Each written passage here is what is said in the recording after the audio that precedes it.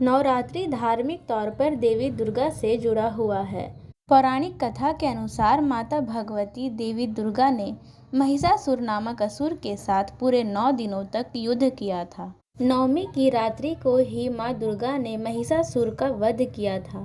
तभी से माँ दुर्गा की शक्ति को समर्पित नवरात्रि का पावन व्रत करते हुए माता रानी के 9 स्वरूपों की पूजा की जाने लगी।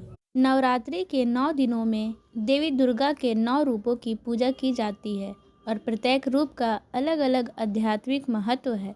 इन रूपों के माध्यम से व्यक्ति विभिन्न गुणों को आत्मसात करता है। ये 9 रूप कौन कौन से आइए जानते हैं।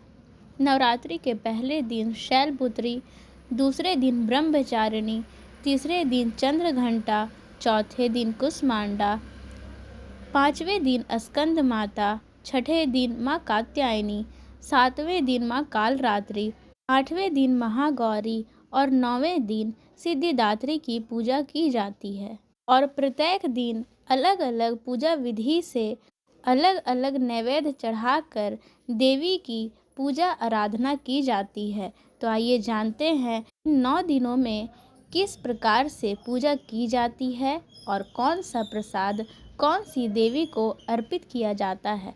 तो आइए जानते हैं। इन 9 अलग अलग स्वरूपों के पीछे अलग अलग कथा है। नवरात्रि के पहले दिन माँ शैलपुत्री की पूजा की जाती है। पर्वतराज शैल की पुत्री होने के कारण देवी का नाम शैलपुत्री पड़ा। शैलपुत्री ब्रह्मा की भक्त है। यह रूप शक्ति, स्थिरता और संकल्प का प्रतीक है। नवरात्रि के पहले दिन शैलपुत्री की पूजा की जाती है और माँ शैलपुत्री की पूजा में सफ़ेद रंग का खास महत्व है। यदि कोई भी नैवेद्य हो या पुष्प हो या और भी कोई चीज़ हो तो खासकर सफ़ेद रंग की रखने की आवश्यकता होती है। जैसे सफ़ेद रंग की मिठाई, सफ़ेद रंग का पुष्प और खीर चढ़ाया जाता है। माता शैलपुत्री को सफ़ेद रंग बहुत ही प्रिय है, इसलिए माता शैलपुत्री की पूजा में खास तौर पर सफ़ेद रंग का इस्तेमाल किया जाता है। और गाय के दूध से बनी चीज़ों को चढ़ाना अति उत्तम माना जाता है। नवरात्रि के दूसरे दिन माता ब्रह्मचारिणी की पूजा की जाती है। माँ ब्रह्मचारिणी जो तपस्या और ब्रह्मचर्य का प्रतीक है। देवी ब्रह्मचारिणी के स्वरूप के पीछे की एक कथा है। माँ ब्रह्मचारिणी का जन्म पर्वतराज हिमालय के घर में हुआ था। उन्होंने भगवान शिव को पति के रूप में पाने के लिए कठोर तपस्या की थी। उन्होंने 1000 वर्षों तक फल फूल खाकर और 100 वर्षों तक शाक पर निर्वाह किया और बाद में वर्षा और धूप की परवाह किए बिना तपस्या जारी रखी। और इस कठोर तपस्या के कारण, ब्रह्मचर्य का पालन करने के कारण इनका नाम ब्रह्मचारिणी पड़ गया। माँ ब्रह्मचारिणी को पीले या सफ़ेद रंग प्रिय है, इसलिए भक्त पीले या सफ़ेद रंग के वस्त्र पहनते हैं या उन्हें पीले या सफ़ेद रंग के नैवेद्य या पुष्प अर्पित करते हैं तो माँ प्रसन्न होती है और आशीर्वाद प्रदान करती है। माँ ब्रह्मचारिणी को पीले रंग के पुष्प या सफ़ेद रंग के पुष्प चढ़ाना चाहिए। सफ़ेद या पीले रंग की नैवेद्य अर्पित करना चाहिए।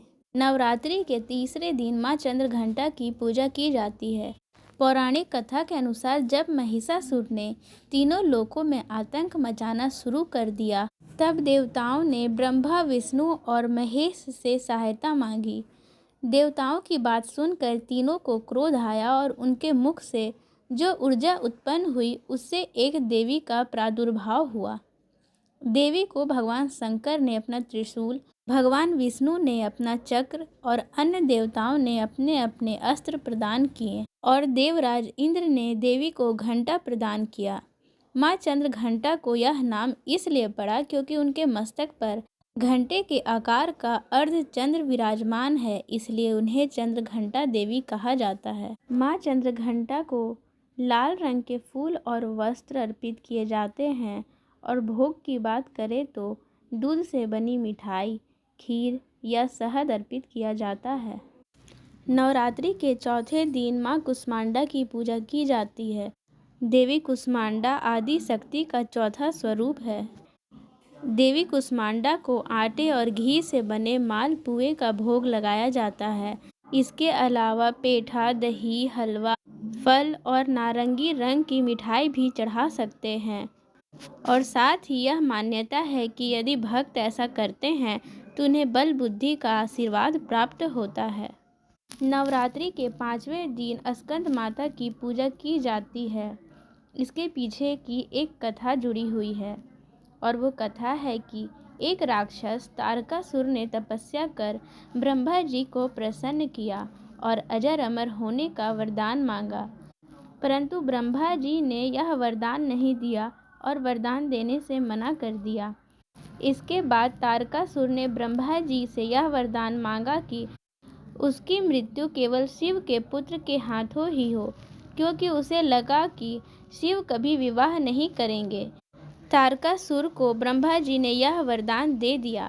तारकासुर के अत्याचार से परेशान होकर देवता शिव जी के पास पहुँचे और भगवान शिव के सामने देवी पार्वती से विवाह करने के लिए विनती की और भगवान शिव ने देवी पार्वती से विवाह किया और पार्वती ने स्कंद को जन्म दिया, जिन्होंने बाद में तारकासुर का वध किया। स्कंद माता पार्वती का वह स्वरूप है जिन्होंने अपने पुत्र कार्तिकेय को युद्ध के लिए तैयार किया। स्कंद माता के भोग की बात करें तो उन्हें केले का भोग लगाया जाता है।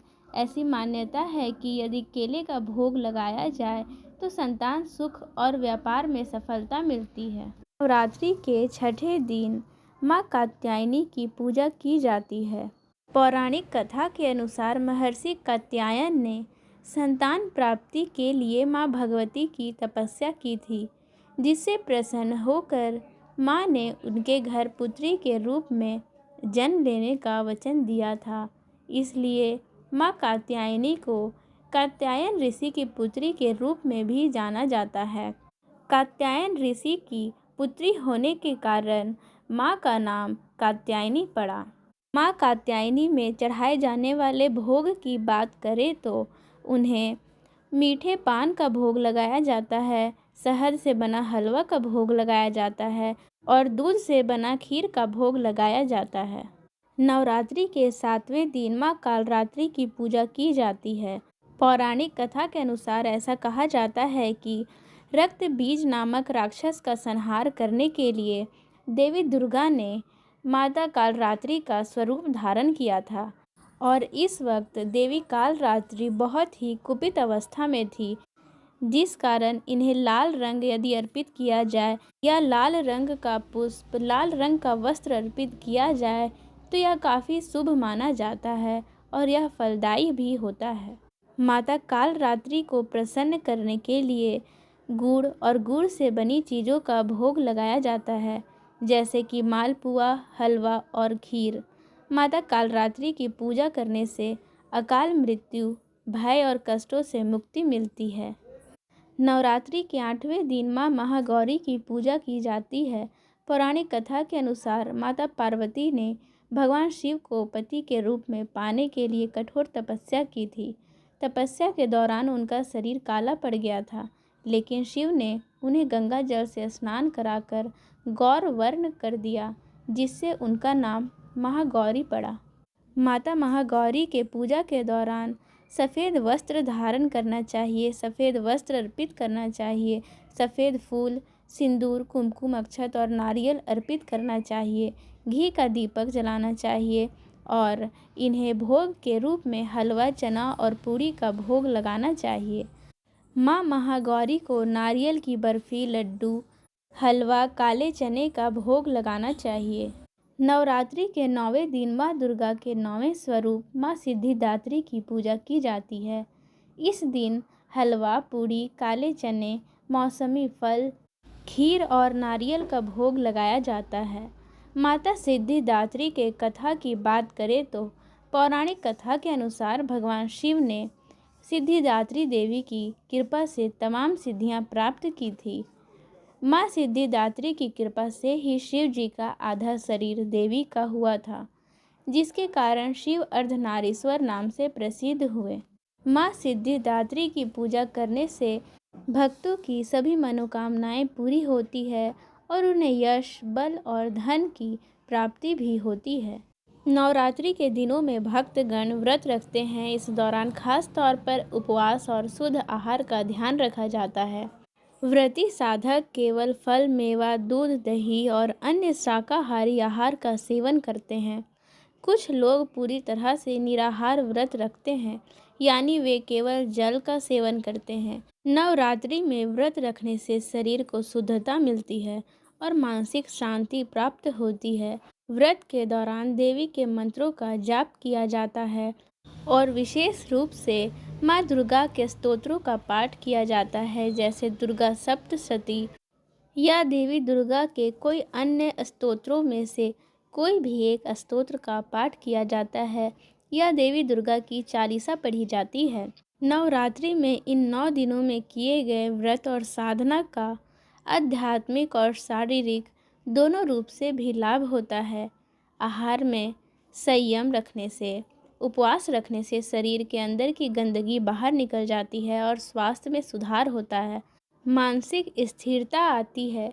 इसके अलावा नवरात्रि का पर्व एक तरह से आत्मनिर्माण का अवसर भी होता है, जिसमें व्यक्ति आत्मचिंतन और आत्म संस्कार के माध्यम से अपने जीवन को सुधारने की कोशिश करता है।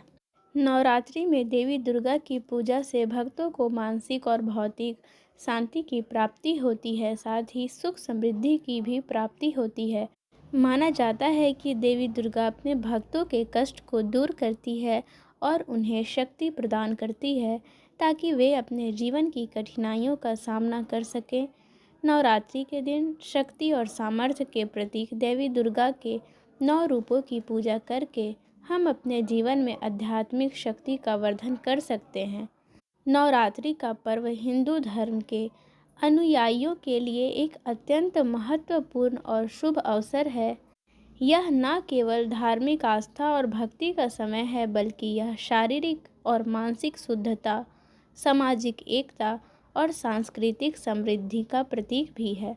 नवरात्रि के दौरान की गई पूजा और साधना जीवन को सकारात्मक दिशा में बदलने का एक साधन साबित होती है।